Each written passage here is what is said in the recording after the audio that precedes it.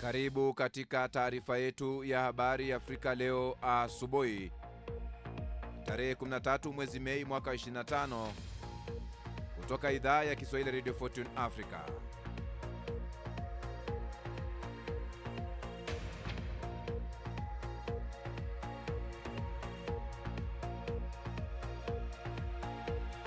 Tumekuandalia mengi ikiwa ni pamoja na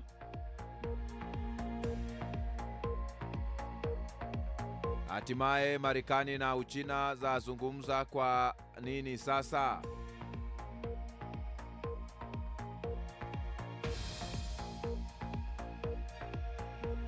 Utafahamu ugonjwa adimu katika mji wenye ndoa nyingi za ndugu.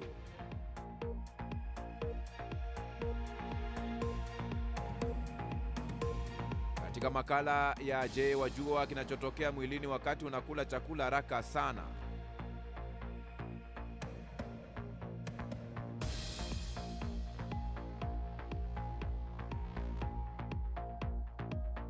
Uhusiano wa Marekani na Uchina ni mzuri sana, asema Trump. Gaza ipo tayari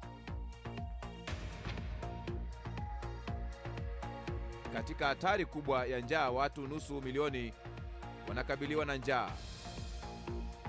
Kundi la Wakurdi la PKK lasema limeweka chini silaha na kusalimu amri.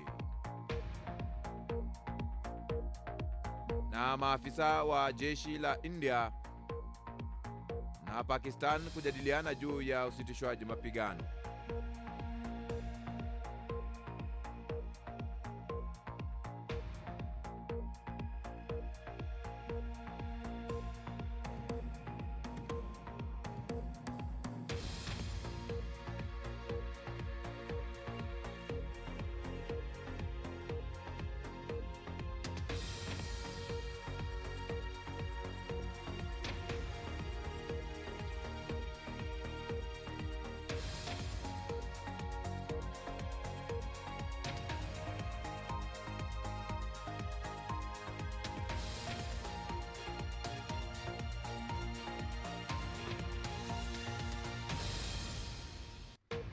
Naam, na tumai ubweri wa afya pote pale ulipo duniani kwa moyo mkunjufu na mikono miwili.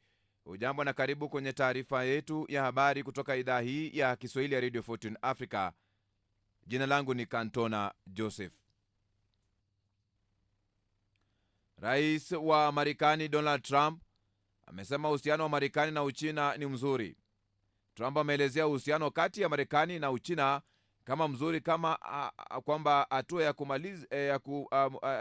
kulumiza Uchina.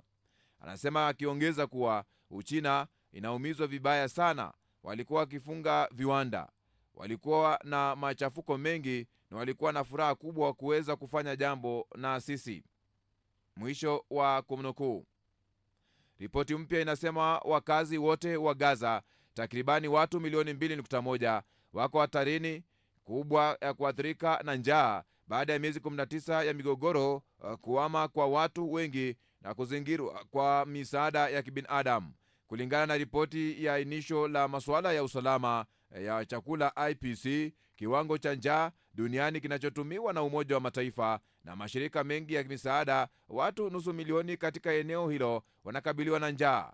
Israel imezuia msaada wowote kuingia Gaza katika mapema mwezi Machi, ikisema inaweka shinikizo kwa Hamas kuachia mateka waliosalia. Ripoti hiyo ambayo ilitayarishwa kwa kuzingatiwa wakati ya mwaka huu, Aprili mosi na Mei 10, inasema hii inaashiria kuzorota kwa kiasi kikubwa kwa hali tangu uchambuzi wake wa mwisho mnamo Oktoba. Kundi lililoharamishwa la Kikurdi la PKK ambalo limeendesha uasi wa miaka 40 dhidi ya Uturuki limetangaza kuweka chini silaha zake na kusalimu amri. Hatua hiyo imefuatia wito mwezi Februari kiongozi wa kundi hilo aliyefungwa jela Abdullah Öcalan kutaka shirika hilo livunjwe. Kundi hilo limepigwa marufuku kama kundi la kigaidi nchini Uturuki na Umoja wa Ulaya, Uingereza na Marekani. Hapa awali PKK walilenga kuunda nchi huru ya Kikurdi ambao ni takribani 20% ya watu wa Uturuki, lakini tangu wakati huo limeachana na malengo yake ya kujitenga, likijikita zaidi kwenye uhuru na haki za Wakurdi. Zaidi ya watu 40,000 wameuawa wakati wa mzozo huo.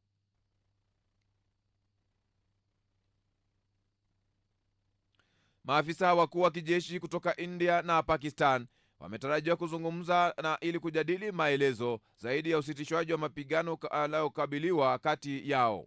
Makubaliano ya kusitisha mapigano yaliyosimamiwa na Marekani kati ya majirani hao wenye silaha za nyuklia yameonekana kufanyika usiku kucha baada ya takribani siku 4 za mashambulio makali ya makombora na uvamizi wa angani kutoka pande zote mbili. Siku ya Jumamosi, Rais Donald Trump alitangaza kusitisha mapigano kati ya India na Pakistan, akisema ilikuwa wakati wa kukomesha uchokozi unaoendelea kwa sasa ambao ungeweza kusababisha vifo na uharibifu wa wengi na mengi. Mataifa yote mawili yamesitisha uhasama tangu wakati huo, lakini yanasema yamesalia macho yakiona kuhusu matokeo ya ukiukaji au usitishwaji wa mapigano.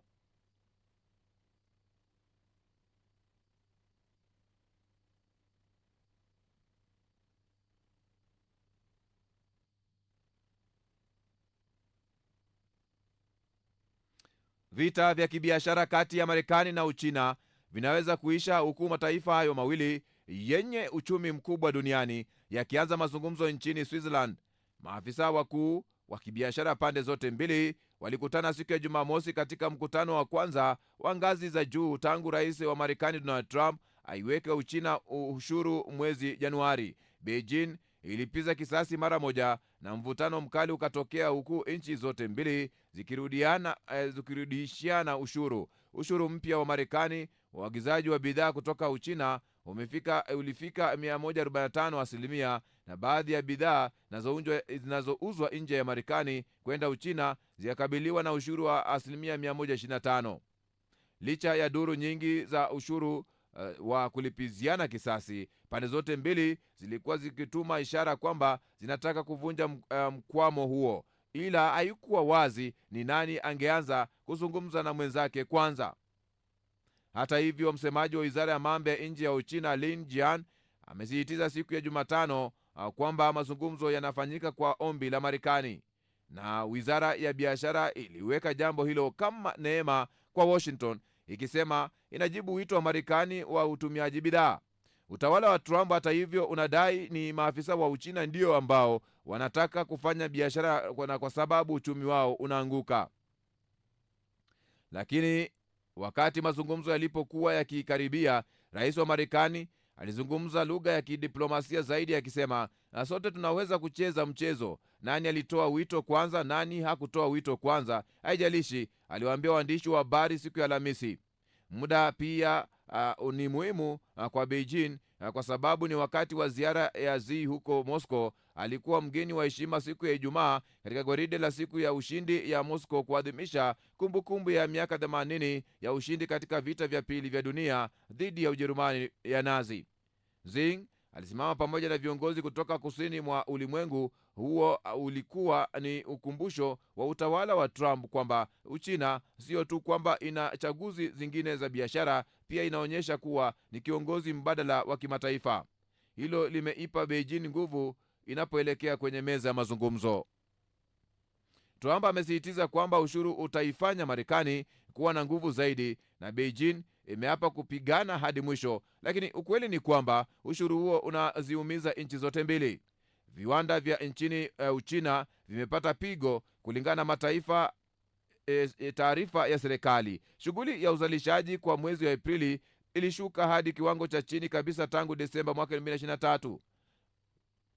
Idhaa hii imegundua kuwa wauzaji wa nje wa bidhaa wa Uchina wamekuwa kiyumba kutokana na ushuru mkubwa, huku bidhaa zikirundikana kwenye magala hata wanapojaribu kutafuta masoko mbali na Marekani.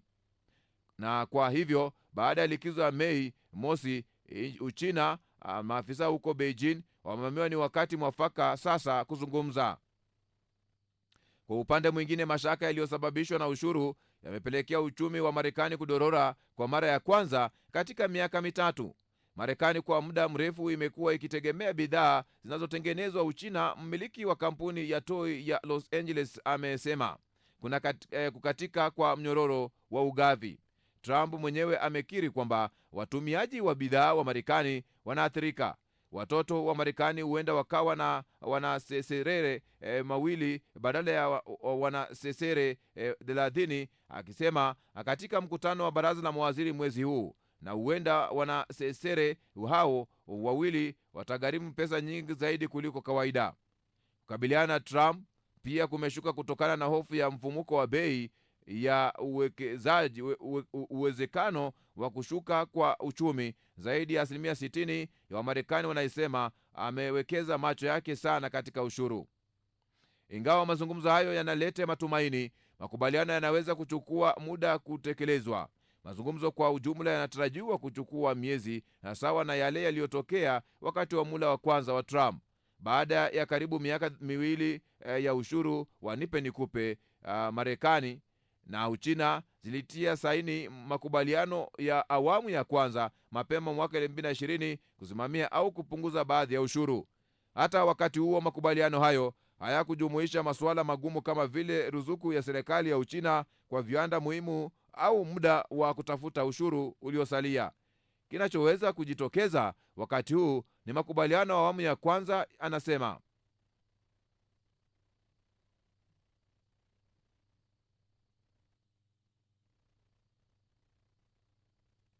Siku ya Jumanne, mamlaka kutoka Marekani na Ukraine zinatarajiwa kukutana nchini ya Saudi Arabia kwa mazungumzo ambayo yanaweza kusababisha makubaliano ya amani na Urusi. Nchi hiyo ilichaguliwa kwa sababu ya uhusiano kati ya mtawala wake mkuu mwanamfalme Mohammed bin Salman alionao na Rais Vladimir Putin wa Urusi na rais wa Marekani Donald Trump.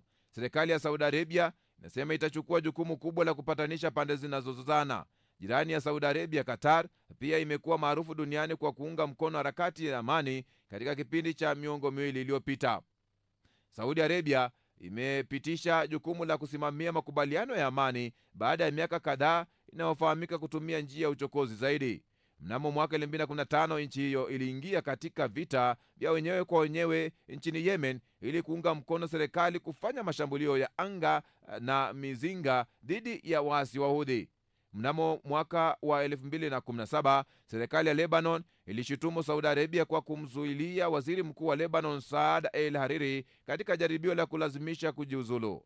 Mnamo mwaka 2018 mwandishi wa habari wa Jamal Khashoggi, mkosoaji wa serikali ya Saudi, aliuawa na maafisa wa serikali katika ubalozi wa Saudi huko Istanbul.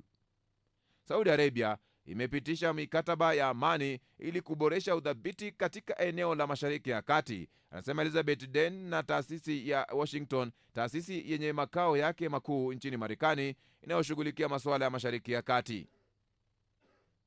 Historia ya Saudi Arabia kama mpenda amani katika eneo la Mashariki ya Kati ilianza miongo kadhaa iliyopita.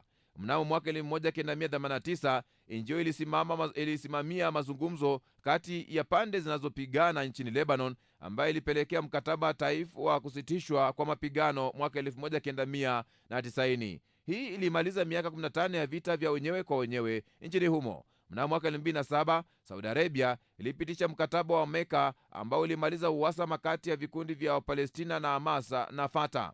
Hivi karibuni, huku mwanamfalme Mohammed bin Salman akiwa mtawala, Saudi Arabia imelichukua tena jukumu la kutafuta amani. Tangu mwaka 2002 Saudi Arabia imekuwa katika mazungumzo na waasi wa Houthi nchini Yemen kujaribu kufikia usitishwaji mapigano nchini humo. Pia inaandaa mazungumzo ya muda mrefu kati ya pande hizo mbili katika mzozo wa Sudan. Watawala wa kijeshi wa nchi hiyo, vikosi vya wanajeshi wa Sudan na kundi la waasi la Rapid Support Forces. Saudi Arabia pia imesimamia makubaliano ya mwaka 2022 kati ya Urusi na Ukraine, ambapo zaidi ya wafungwa 250 wa vita waliokamatwa katika mzozo kati ya nchi hizo mbili wakirejeshwa kwao. Qatar ilikuwa mpatanishi mkuu katika jopo la wawakilishi kutoka mataifa ikiwemo Misri na Marekani iliyofanikisha usitishwaji wa mapigano kati ya Israeli na Hamas mnamo mwaka 2025. Mnamo mwaka 2020 Qatar iliandaa makubaliano ya amani kati ya Taliban na Marekani ili kumaliza vita vya miaka 18 nchini Afghanistan, na Marekani na washirika wake kuondoa wa majeshi yao na Taliban kuchukua udhibiti wa nchi. Mnamo mwaka 2010 nchi hiyo pia ilipanga usitishwaji wa mapigano kati ya serikali na waasi wa Houthi nchini Yemen. Makubaliano hayo yalivunjika baadaye. Qatar pia imesimamia mikataba ya amani barani Afrika, ikiwa ni pamoja na usitishwaji wa vita mwaka 2022 kati ya serikali ya Chad na makumi ya makundi ya upinzani. Nyingine ilikuwa ni makubaliano ya amani ya mwaka 2010 kati ya serikali ya Sudan na makundi yenye silaha katika jimbo la magharibi ya Darfur.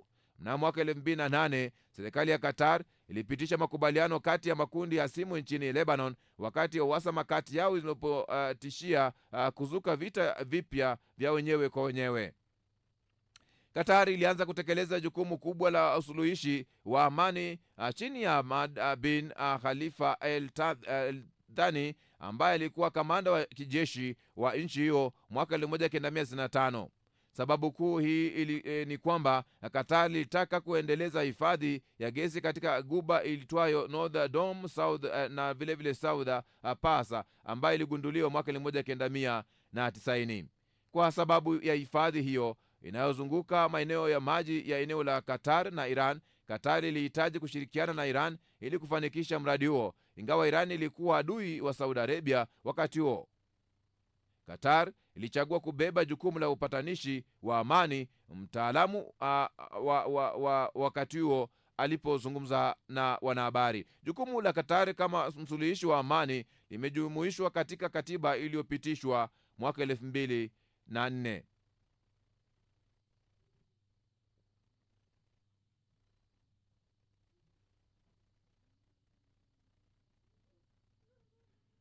Mwanaume mwenye umri wa miaka 49 amefariki dunia huko Polakada ya Kerala wiki chache zilizopita baada ya kushiriki katika shindano la chakula wakati wa tamasha la Onam.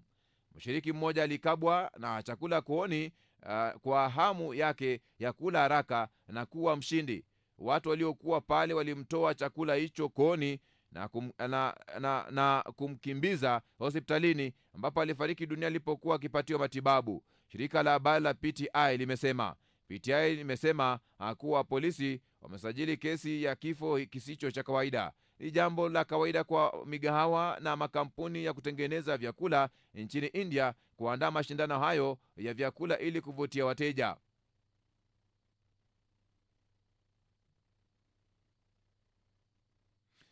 Ni taarifa ya habari kutoka idhaa hii ya Kiswahili ya Radio Fortune Africa, kituo chako kinachokuwa kwa kasi sana duniani.